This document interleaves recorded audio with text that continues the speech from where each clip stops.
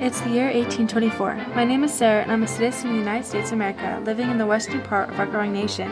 There's an election going on with 4 candidates for president: John Quincy Adams, Henry Clay, William Crawford, and Andrew Jackson. Each one is supported in different areas of the nation. One of the candidates is John Quincy Adams, and coming from a famous New England family, gains most of his support from New Englanders. Being the son of Abigail and John Adams, he has grown up around national affairs. He served as Secretary of State under President Monroe and is supported for his high morals and his intelligence. Most people around here don't like him much because I, along with many others, feel that he seems too cold and hard. Henry Clay is from Kentucky and has a very charming look about him. I've heard he is a clever and shrewd politician. People say he's a skilled negotiator and has worked out many key compromises. But even with all his abilities, Clay is not very popular around here compared to Andrew Jackson. William Crawford is favored in the southern part of the nation. Having become ill, he is now too sick to be part of the campaign. Andrew Jackson is known as the hero of New Orleans, especially here in the West. Everyone here feels like he should win because he's a man of the people. Even though he owns land and slaves, he knows what it's like to be poor since his life started out in poverty. The results of the campaign have come, and it's no surprise that the popular vote went to Andrew Jackson. But no one won the majority of the electoral votes. Now the House of Representatives has to choose a president out of the 3 remaining candidates. Henry Clay finished 4th, so he's out of the running. But Henry Clay is still the Speaker for the House, so he urged supporters to vote for Adams. As a result, Adams won and made Clay his Secretary of State. Everyone around here is outraged, and the dislike they have for Adams has already turned to hate. Adams is a very unpopular president, and a lot of people don't like him or his ways. He plans to bring the nation together. His programs to promote the economic growth include building countless of universities, canals, and roads. He wanted to build an observatory and projects to promote farming, manufacturing, science, and so many other things, and people became concerned with the amount of money being spent. Also, his programs made people nervous of how powerful the government would become.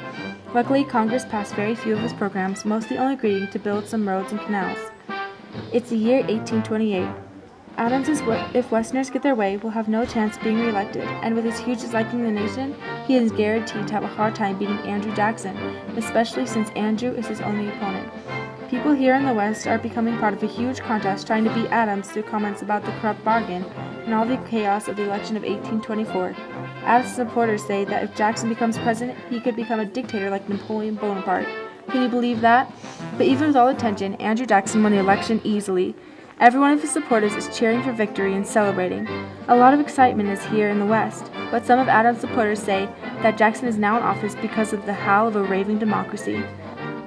The nation is getting quite larger, and with new states it means more voters. Because most men are too poor to own land, especially new voters that are farmers in the West, most states extended suffrage or the right to vote to all white men over the age of 21. But there are many more voters that don't have the right to vote, like slaves and most free African Americans, also Native Americans and women. Blacks are actually losing the rights since the 1830s because states that gave them some rights are now starting to take them away. It's in the 1830s.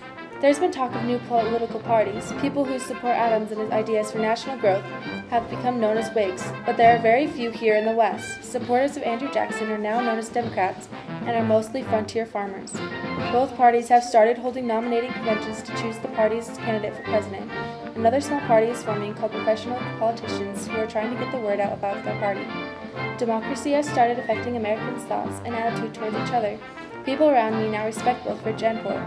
People are now starting to see that man is no wiser or stronger when he is rich, rather than poor. European visitors think it's quite a sight to find that servants are being treated as equals, and are no longer summoned by a bell like in Europe. Jackson's inauguration in 1829 brought a spirit of equality that changed the nation.